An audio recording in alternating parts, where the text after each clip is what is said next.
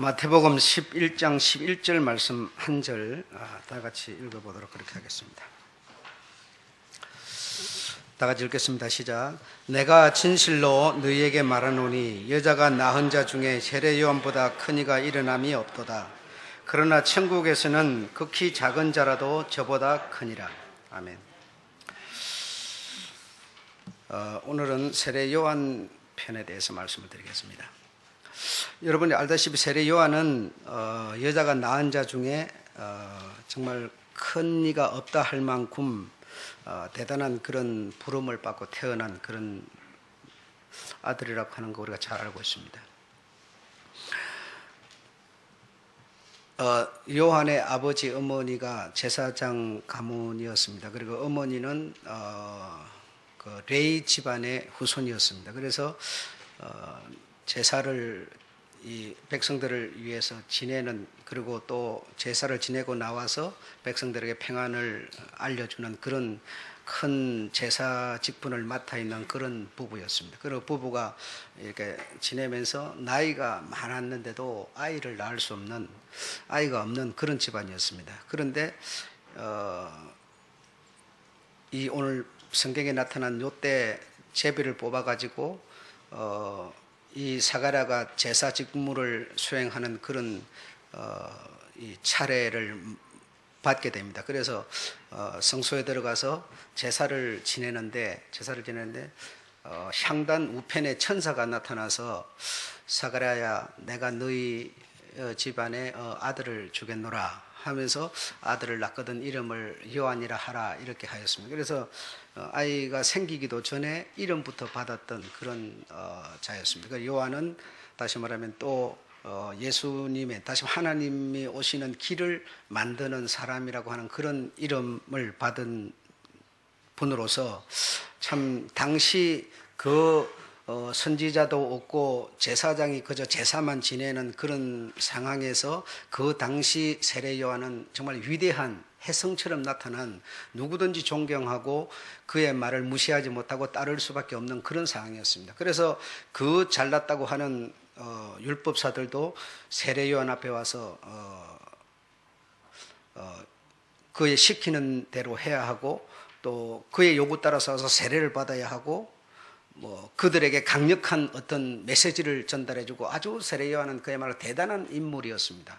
위대한 인물이었고, 가히 그를 누가 넘보지 못할 만큼, 그래서 이 세간에는 이분이 그리스도가 아니겠는가 할 만큼 아주 금식을 밥 먹듯이 하고, 광야에서 나는 어떤 메뚜기 또 이런 벌꿀 이런 것을 먹으면서 집에 들어오기보다는 광야에서 외치는 자의 소리로서 막 외치고, 또 어떤 지도자의 어떤 그 잘못된 부분들을 지적하고, 이렇게 하면서 대단한 그 위력을 발휘하고 있었습니다. 그리고 그가 받은 사명 자체도 우리 주님 오시는 길, 높은 곳은 낮추고 낮은 곳은 높이고, 그래서 주님이 모든 사람들에게 이렇게 잘 들어갈 수 있도록 하는 그런 사역을 맡았으니 정말 여자가 낳은 자 중에 가히 최고라고 할 수 있습니다. 그래서 어머니 뱃속에서부터 대체적으로 잉태하고 나서 우리가 예를 들어서 부부가 결혼해가지고 아이를 낳으면 그 태중에서부터 부모의 신앙을 따라서 신앙생활을 하지 않습니까? 이들은 태어나기도, 잉태가 되기도 전에 이미 이 부부가 잠자리를 같이 하기도 전에 이미 믿는 자, 다시 말해 사명을 받았고, 오셔서 무슨 일을 할 것이며 이름은 어떤 이름을 가질 것이며 하는 이런 아주 위대한 주님의 부르심을 받았던, 가히 여자 중에 가히 최고라고 할 수 있는 그런 자였음이 분명합니다. 그래서 주님보다 6개월 먼저 태어나셔서 주님의 오시는 길을 마련하는 그런 위대한 일들을 하고 있었죠. 그런데 이런 세례 요한에 대해서 주님의 평가가 달라지고 있으니 왜 이런 문제가 생길 수밖에 없었겠는가? 오늘 우리가 보면 여자가 낳은 자 중에 세례 요한보다 큰 이가 일어남이 없도다 하고 그러나 이랬죠. 완전히 주님이 평가를 달리하고 계신다. 정말 위대한 일을 하고 있었고 위대하게 태어났다고 하는 것은 틀림없는 사실입니다. 네, 사실입니다. 그런데 주님께서 그러나 하면서 천국에서는 극히 작은 자라도 저보다 크니라, 이렇게 주님이 세례 요한에 대하여 평가를 내리시니 세례 요한의 그 무엇이, 세례 요한 이 사람 무엇을 어찌하였길래 이렇게 될 수밖에 없었겠는가? 천국 가는 사람들은 얼마나 많겠습니까? 그 수많은 사람이 천국을 가게 될 텐데 그 수많은 사람보다 이 위대한 세례 요한이 더 적다. 천국 가는 이 수많은 사람들보다 세례 요한은 더 적고 우리들은 오히려 그보다 더 크다.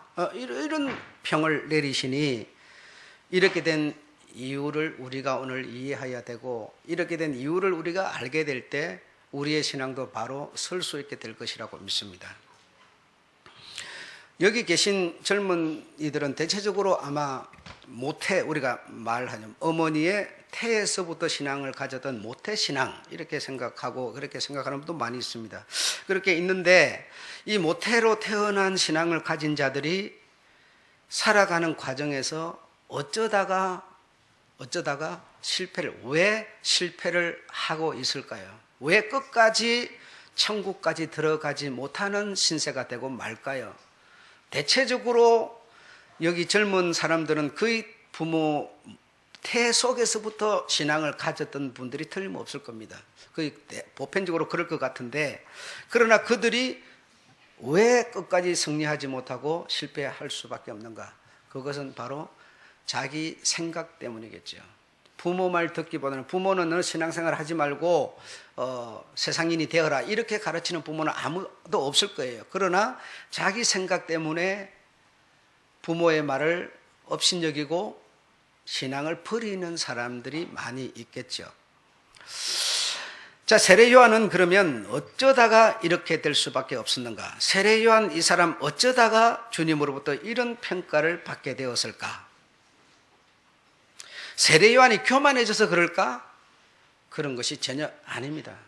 그 사람의 신앙에 뭐가 잘못되었을까? 이것도 전혀 아닙니다. 어떻게 하다가 이 사람이 이런 주님의 평가를 받을 수밖에 없는 사람이 될 수밖에 없었는가 하면 바로 그것은 마태복음 3장 13절에 나와 있습니다. 한번 다 같이 3장 한번 보실까요? 3장 13절 어떤 일이 있었는가 한번 보시겠습니다.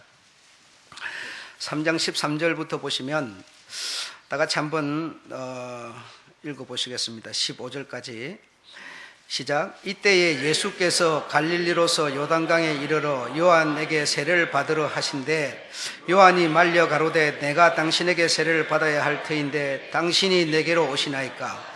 예수께서 대답하여 가라사대 이제 허락하라. 우리가 이와 같이 하여 모든 의를 이루는 것이 합당하니라 하신대 이에 요한이 허락하는지라. 지금 예수님과 요한은 동갑내기입니다. 6개월 먼저 태어났고 6개월 나중 태어난 동갑내기인데 태어나가지고 30살 되도록까지는 별 어떤 특이한 점 없이 뭐 하나님의 아들 다운 어떤 그런 모습 찾아볼 수 없게 그저 부모 밑에서 부모와 함께 가정생활을 잘 하고 있었을 뿐이고, 역시 세례 요한도 아마 그러하였을 겁니다. 그러다가 30세가 되어서 그가 예수님보다 6개월 먼저 이제 광야에서 이런 일을 하게 되는데 하면서 세례 요한이 한 일이 무엇인가 하면 세례를 베푸는 일이었죠. 그래서 요단강에서 세례를 이렇게 베풀고 있는데 그럼 많은 사람들이 옵니다. 군인도 오고 세리도 오고 어떤 이런 민간인도 오고 어떤 율법사도 오고 이런 사람들이 와서 다 세례를 받고 또 가고 그들에게 어떤 말씀을 대변해주고 이렇게 하면서 이런 일을 하고 있는데 자기보다 6개월 나중 태어난 예수라는 분이 와서 세례요한 앞에 무릎을 꿇고 앉으면서 세례를 받기를 청하였던 겁니다. 그 청하니까 세례요한은 어머니 뱃속에 있으면서 자기도 있고 예수님도 마리아 뱃속에 있으면서 어떤 뱃속에 있으면서 엄마의 뱃속에 있으면서 만남을 이루었더랬는데 그래서 뱃속에 있는 아이가 이가 곧 하나님의 아들임을 뱃속에 있으면서 알아보고 기뻐 뛰놀고 한 그런 일이 30년 전에 있었고, 그래서 그 자기보다 6개월 나중 태어났지만 그가 하나님의 아들이라고 하는 것을 세례요한 그는 아마 알고 있었을 겁니다. 알고 있었을 거고, 역시 예수님도 당연히 알고 있었을 거고, 그래서 30년 동안 별일 없이 이렇게 지내다가 30살이 되면서 세례를 받으려고 세례요한을 빼앗아 청하니까 세례요한이 하는 말이 아니 내가 당신에게 세례를 받아야지 당신이 어떻게 나에게 세례를 받습니까? 이거 있을 수 있는 일입니까? 이렇게 된 것이죠. 그렇게 했을 때 주님의 반응은 아니다, 내가 너에게 세례 받는 것이 그게 하나님의 의를 이루는 거야 하니까 그게 무슨 뜻인지도 모르고 세례요한은 허락을 하여서 세례를 베푸니까 하늘에서 음성이 들려서 이는 내 사랑하는 자요 나 기뻐하는 자라 하는, 그거는 세례요한이 들은 게 아니라 주님이 그 음성을 들었을 뿐이지 거기 세례 주는 사람, 거기 모인 사람들이 다 들은 그런 것이 아니죠. 하늘에서 우레같이 음성이 들려도 여러분에게 지금 음성이 지금 내 마음에는 들려오지만 내가 듣는 것을 여러분이 들려지지 않는 것처럼 내 영혼이 지금 내가 듣고 있는 것이지 여러분이 듣지 못하니까 내가 하는 말이 사실인지 거짓인지 여러분은 알 수 없는 일이죠. 예. 그래서 그런 음성이 하늘에서 들렸지만 세례요한은 그런 음성을 듣지 못했고, 그래서 세례요한이 여기에서 이제 문제가 생겼는데, 어떤 문제가 생겼는가 하면 저분이 30년 전에 내가 모태에 있으면서 그 어머니 모태에 있는 예수를 만났을 때, 하나님 아들을 만났을 때 성령이 충만해가지고 이분이 바로 하나님의 아들 그리스도라고 하는 것을 느꼈지만, 그 자가 이제 30년 동안 자라서 세상에 딱 나와서 자기 앞에 나섰는데 첫 만남을 이루게 되는데 어떻게 상식을 벗어난 일을 할 수 있을까? 세상 이치에 맞지 않는 행동을 할까라고 의심을 품게 된 것이죠. 세례요한이 가지고 있는 지식은 무엇인가 하면, 상식은 무엇인가 하면 큰 사람이 적은 사람에게 세례를 베푸는 것이 너무나 당연한 것인데, 어떻게 이분은 나는 이분의 신들매도 다 신꺼풀 이 줄도 매줄 수 없을 만큼 나는 이분에 비하면 너무나 작은 자인데, 그야말로 이분과 나를 비교한다면 나는 그야말로 먼지 같은 자인데, 하나님의 아들인 이분과 이 사람이 내가 어떻게 이게 비교가 될 수 있으랴? 나는 신들매도 풀기 감당하지 못할 수준의 사람에 불과한데 어찌 하나님의 아들이라는 분이 사람이 나에게 세례를 받으려고 하는고라고 생각하게 된 것이죠. 이게 다시 말하면 사람이 가지고 있는 지식이며 사람이 가지고 있는 상식이라는 거죠. 맞습니까, 여러분? 여러분, 제가 여러분에게 어떤 말을 하면 아니 목사가 왜 주는 말을 하지? 이거 너무 지식도 아니고 상식도 아니고 세상 이치에도 안 맞는 말을 하지? 이렇게 되는 거죠. 그래서 그때부터 여러분의 마음은 목사에 대해서 담을 쌓기 시작하는 것이죠. 아마 여기에 여러분 이런 말도 우리가 있습니다. 목사가 나이가 지금 65밖에 안 됐는데 지금 75, 80됐을 분도 계시는데, 그래서 목사를 보고 교회의 아버지 또는 부모다 이런 말을 하는 경우도 있습니다. 그러면 세상적인 상식과 지식을 가진 사람은 아니 저 나이가 내보다 20살이나 적은데 지가 무슨 아버지라고 그래? 이렇게 되면 이 사람 진짜 버릇도 없는구만. 아니 내가 지보다 나이가 많은데 지가 내한테 나서 세배를 해야지. 여러분 무슨 말인지 이해되시죠? 세례요한은 그가 가진 지식이라고 하는 것 자체가, 상식이라고 하는 자체가 당연히 내가 그 하나님의 아들이신 주님 앞에 세례를 받아야지 어떻게 하나님이 사람인 나에게 와서 세례를 받으려고 하냐 이 말이죠. 그러니 이거 뭐가 잘못된 거 아닌가? 이분이 정말 하나님의 아들인가? 이거 뭐 내가 잘못 알고 있는 거 아니야? 이런 마음이 세례 요한의 마음을 사로잡아 버렸던 것이죠.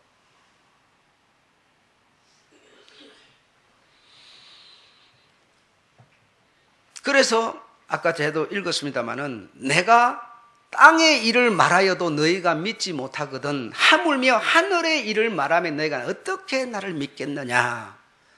이 예수, 네가 지금 그렇게 생각하는 네 앞에 세례를 받으려고 하는 내가 세례를 받고 나는 십자가에 매달려서 그 장대 끝에 매달린 노뱀처럼 그렇게 무참히 죽어야 내가 너를 살리는 건데, 내가 죽으면 수많은 사람을 살리는 건데, 이렇게 말했을 때 그게 무슨 말이야 도대체. 죽는데 뭘 사람을 살리고 말고 해. 그렇죠? 당시 세례 요한으로부터 수많은 지도자들은 어떤 생각을 갖고 있었는가 하면, 지금 로마의 억압 속에 있는 이 유대 민족을 살릴 메시아가 오게 되는데, 그 메시아가 오면 힘을 가지고 능력을 가지고 저 강력한 로마를 무찌르고 우리를 회복시켜 줘야 되는 분이라고 우리는 믿고 있는데, 아니 무슨 매달려서 죽는다 그러고 죽어야 산다 그러고 이상한 말씀만 하시고, 너무나 체계에도 맞지 않고 의에도 맞지 않는, 사람 앞에 무슨 하나님의 아들이 세례를 받는다고 무릎을 꿇지를 않나, 이렇게 하는 것이 하나님의 의를 이루는 거라고 그러지를 않나.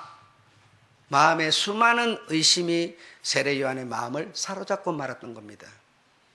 세례 요한은 위대한 선지자로 정말 대단한 실력을 가진 자로 예수보다 먼저 오셔서 멋진 우리 주님의 오시는 길을 예비하는 그런 사람으로 이 세상에 태어나서 그런 일을 했지만, 그러나 신앙을 인간적인 생각을 갖게 됨으로써, 믿음을 인간적인 상식선에서 믿음을 갖게 됨으로써 후반부 그러나로 우리 주님이 그를 평가내리고 있었다는 사실이죠. 여러분, 오늘 우리가 신앙생활을 모태에서부터 하다가 나와서 실패하는 이유가 뭡니까? 아니 예수 믿으면 잘 된다, 복 받는다, 잘 산다 그래 놓고 실제로 나와서 해보니까 잘 살기는, 복 받기는, 형통하기는 뭐가 형통합니까? 기껏 성전에 서면, 강단에 서면 목사는 하는 소리가 내세 얘기는 해샀고, 천국 얘기는 해샀고, 구원 영생 얘기나 해샀고, 이 땅에서 뭔가 잘 되기 위해서 예수를 믿었는데 채널이 달라지다 보니까 우리가 어떻게 됩니까? 예수 믿는 믿음의 끈을 놓아버리는 것이죠. 세례 요한 이하 그 당시 수많은 지도자들은 생각하기를 그렇게 생각했던 것이죠. 이 세상, 현세라고 하는 이 세상에 뭔가 실력을 발휘할 자가 바로 이분이라고 생각했는데, 그러나 이분의 생각은 내가 모세가 장대 위에 노뱀을 다룬 것처럼 그렇게 달려야 하리니, 그러므로 내가 너에게 주는 것은 뭘 주는 것이라? 영생을 주는 것이니라 라고 말하고 있었습니다. 그래, 너무나 채널이 안 맞는 겁니다. 이 영적 세계를 이해하지 못한 세례 요한은 그만 마음에 이분에 대한, 우리 주님에 대한, 하나님의 아들에 대한 의문이 일기 시작했던 거예요. 의문이 일어서, 그러나 우리 주님을 이해하고 깨달아서 다시 돌아섰으면 좋은데 그는 죽을 때까지 돌아서 주지를 못했다는 것입니다. 너무나 안타까운 일이에요. 그래서 오늘 본문의 주님이 세례 요한의 죽음 앞에서 평가를 내린 것이, 이가 큰 자로 태어났지만 그러나 천국에서는 극히 작은 자보다도 그는 더 적을 것이라 라고 평가했던 것입니다.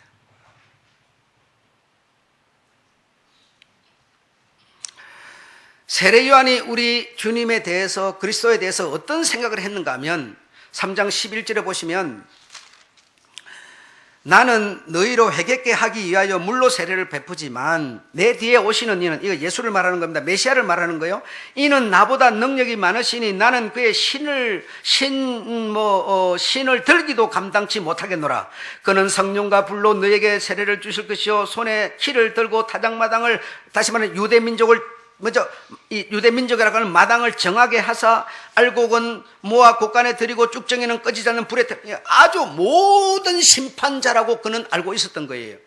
나는 그분에 대해서 이 정말 비교 대상이 되지 않는 수준이라고 알고 있었던 거예요. 그런데 떡 주님이 바로 13절에 나와서 내가 너에게 세례를 받는다. 이렇게 하는 것이 하나님의 의를 이루는 거다.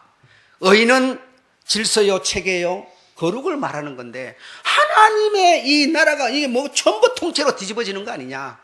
세례 요한이 생각했을 때는 너무나 이치에 맞지 않는 주님의 말씀 앞에서 그만 주님을 오해하게 됐던 겁니다. 그래서 오해를 풀었으면 좋은데 끝까지 풀지를 못하고 각자의 노선을 따라서 이제부터 걷기 시작하는 겁니다. 그래서 주님은 이제 30살이 되셔서 사역을 시작하는데 주님도 역시 살렘에서 요단강 이편저편 이쪽 살렘에서 세례를 베푸는데 세례 요한은 저쪽 반대쪽에서 이렇게 요단강이 무슨 거대한 한강같이 크지도 않고 이렇게 쳐다보면 다 보일 만한 그런 거리에 서서 애논에서 세례를 각자 노선을 걸으면서 이제 세례를 베풀고 있는데 백성들이 이리 갔다가 저리 왔다가 우왕좌왕 여기 있는 자가 저리 가나이다 여기 있는 자가 저리 가나이다 뭔가 상당히 혼란스러운 일이 이제 벌어지기 시작하는 것이죠. 세례 요한에게 있던 제자들도 예수께로 오고 예수께 있던 제자들이 예수 세례받고 또 저쪽으로 가거나 우왕좌왕 이런 문제가 막 생기는 거예요. 다시 말하면 오늘날로 보면 교인 뺏기 작전 같은 일이 막 벌어지는 것이죠. 그런 상황이 벌어졌을 때 주님의 마음이 어떠했겠습니까? 그렇게 하다가 세례 요한이 아니나 다를까 이 헤롯 왕의 누이 동생 헤로디아의 일을 가지고 어떤 정치적인 공격으로 이 노선을 이 세례 요한이 바꾸게 되는 겁니다. 그래서 옥에 딱 갇히고 나니까 그때부터 예수님께서 너무 혼란스러운 이런 세례 때문에 예수님이 그 사역을 접어버렸습니다.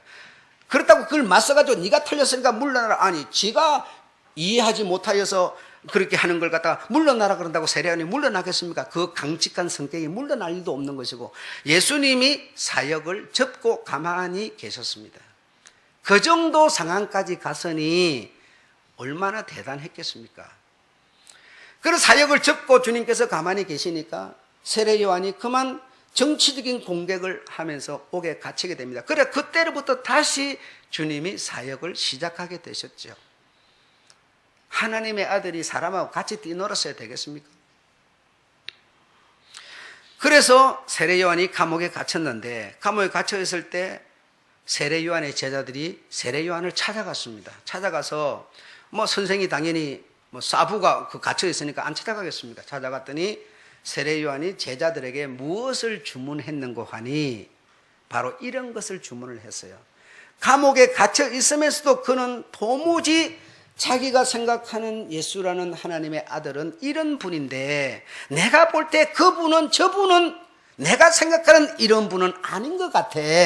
그러니 너희들이 예수께 찾아가서 이런 것을 여쭤보아라 그랬어요. 이런 것이 뭐냐? 무엇인지 혹시 아시는 분 계십니까? 예, 여러분 다 아십니다. 아시는데 제가 말을 하면 다 알 거예요. 오실 그이가 정말 당신이니까 우리가 다른 일을 기다려야 하니까 니들이 가서 좀 확인 좀 해봐라. 옥에 갇혀 있으면서도 세례 요한은 세례 요한의 제자들에게 그렇게 주문을 했습니다. 그 옥에서 세례 요한은 결국 나오지 못하고 그만 죽고 말았는데요. 그 세례 요한에 대해서 오늘 주님이 내린 평가가 바로 후반절에 천국에서는 극히 작은 자라도 이보다 더 클 것이라고 오늘 평가를 내리고 있는 겁니다.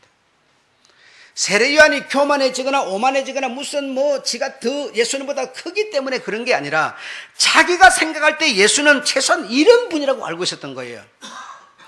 율법사 서기관 바리새인들이 왜 그렇게 하나님을 정말 자기 간이라도 빼줄 만한 믿음을 지키던 이 지도자들이 왜 실패하였을까요? 생각해 보십시오. 11조 금식 정말 얼마나 철저히 회개하던 그 유대 땅의 지도자들이 왜 독사의 자식이 되고 실패를 했는가 하면 바로 인간적인 생각 때문이었죠. 그들이 믿는 메시아는 우리를 이 땅에서 해방시켜 줄 메시아로 생각했던 겁니다. 현세에 복을 줄 수 있는 분 메시아를 생각했던 겁니다. 그런데 주님은 장대 끝에 매달려서 죽어야 하리니 그러면 내가 너희를 뭐하리라? 영생 주리라. 너희를 살리라. 이렇게 된 것이죠. 그러니까 주님은 이 땅의 낙원이 아니라 하나님의 나라 천국으로 이끌기 위해서 모든 자들이 나 하나님의 아들을 믿어서 이끌기 위해서 그는 오셨지만, 죽는 것은 우리가 죄를 지어서 죄인이 되었으니 그 죄인된 우리의 모든 허물을 벗기기 위해서, 죄짐을 내가 대신 지고 죽어서 벗기기 위해서 죽는 것이지만, 이런 영적 세계를 누가 알아서리요? 이 말입니다. 그래서 신앙생활하는 우리는 오늘 세례 요한의 얘기를 들으면서 실패하는 사람은 누구뇨? 그가 모태에서 신앙을 가졌던지 간에 누구뇨? 하면 인간적인 생각을 하는 사람은 반드시 망한다는 겁니다.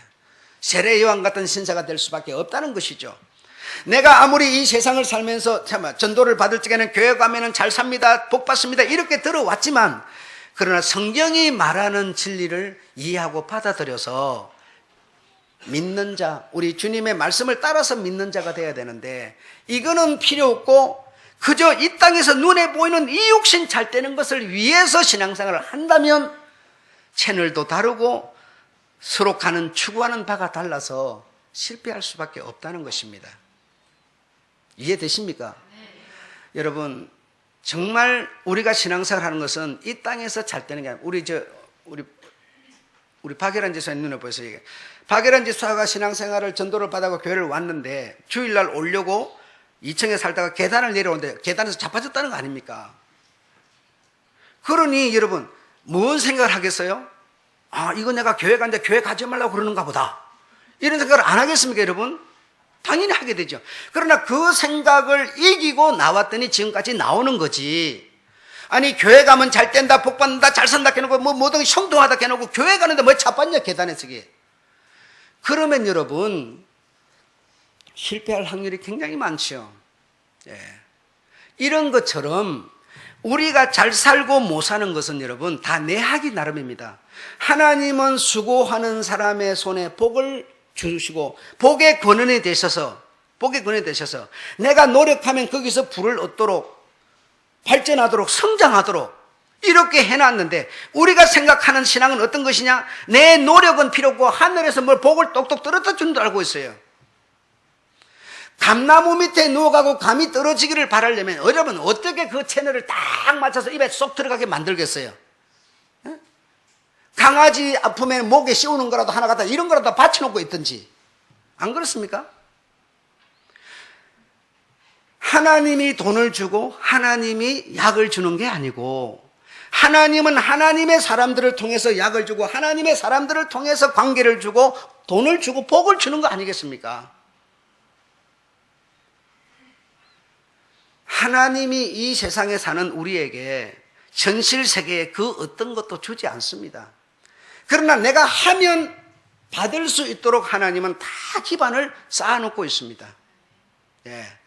그래서 우리가 연구하고 노력하였더니 발전하고 이제는 사람을 찾아가지 않더라도 여기서 문자를 보내고 여기서 은행 볼일을 보고 이렇게 문화가 발달하는 것도 하나님 안에서 발달한다고 생각하는 사람은 복을 받는 사람이고, 이 문화가 하나님보다 낫다든지 하나님과 견줄 수 있는, 비길 수 있는 수준으로 이해하는 사람은 망하는 사람이고, 바로 그런 겁니다. 이 세상에는 강한 것도 없고 버릴 것도 없고 전부 다 필요하고 강한 것들인데, 내 마음이 어떻게 생각하느냐에 따라서 가해지기도 버려지기도 하는 겁니다. 하나님 안에서 하나님의 형상으로 태어난 모든 인간들은 하나님 안에서 전부가 귀한 존재들이지만 내 생각하기 따라서 버려지는 자가 있고 하나님과 합해지는 자가 있고 그렇게 되는 것입니다. 네, 그러므로 이 땅에서 눈에 보이는 이 어떤 것만을 주기 위해서 주님이 세상에 오신 것이 아니고, 이 세상에서, 광야 같은 세상에서 사는 우리들에게 영원히 행복한 영생을 주시려고 하나님이 우리를 만드셨음을 믿으시고 아무리 내가 아프고 힘들고 어렵더라도 인간적인 생각을 신앙보다 앞세워서 앞에 내세우지 마시고, 내가 상황이 그러하다고 해서 나를 낳아준 어머니 아버지를 내가 어떻게 부인할 수 있으랴. 예, 사람은 자기의 아버지 어머니를 절대로 부인할 수 없습니다. 아무도 부인해서 부인되는 것도 아니죠, 여러분. 안 그렇습니까? 내가 힘들다고 내 아버지가 아니고 힘들다고 내 어머니가 아니겠습니까?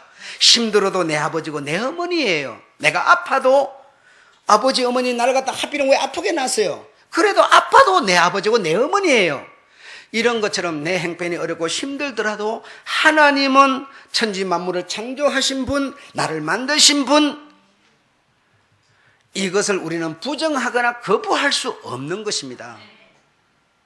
이 세상을 살아가면서 천지 만물을 창조하시고 하늘의 것과 땅의 것과 땅 아래 그 모든 것을 만드셨는데 그 만든 것을 적용해서 내가 발전하는 것은 다 내 몫이죠, 여러분. 내 노력 여하에 달려있는 것이죠. 하나님이 여러분에게 직접적으로 돈을 주지 않지만 하나님 안에서 얼마든지 누릴 수 있음을 여러분 믿으시기 바랍니다. 이렇게 광야 생활을 하면서 나를 낳아주신 부모처럼 이 천지 만물을 나를 만드신 하나님을 믿어서 하나님의 나라 천국으로 이끌려는 것이, 영생을 주어서 이끌려는 것이 하나님이 원하는 것임을 믿으시기 바랍니다. 이것이 곧 신앙인 것이라는 것이지, 이 사실을 믿고 생활하는 것을 신앙생활이라고 하는 것이지,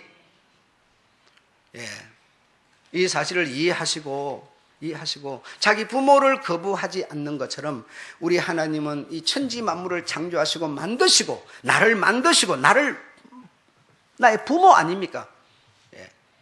그 사실을 믿는 것, 이 믿는 자에게 천국이라는 새로운 나라를, 영생이라는 어떤 그런 자격을 주어서 새로운 나라를 주시려는 것이 하나님이 원하는, 바라는 사실을 믿으셔서 인간적이고 현실의 어떤 것만을 추구하는 신앙을 갖지 마시기를 주님 이름으로 부탁드립니다.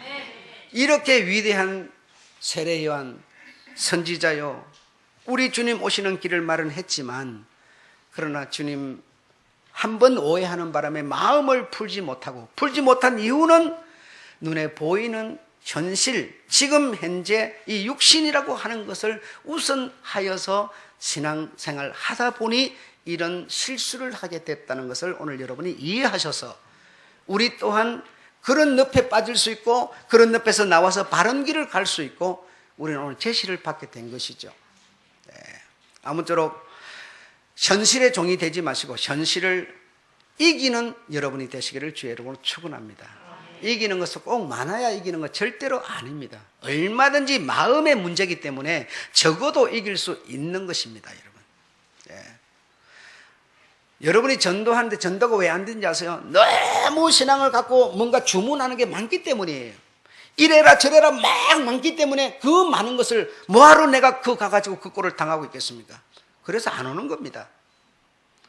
신앙을 바로 우리가 전해주는 것이 가장 중요한 것이죠. 마치겠습니다.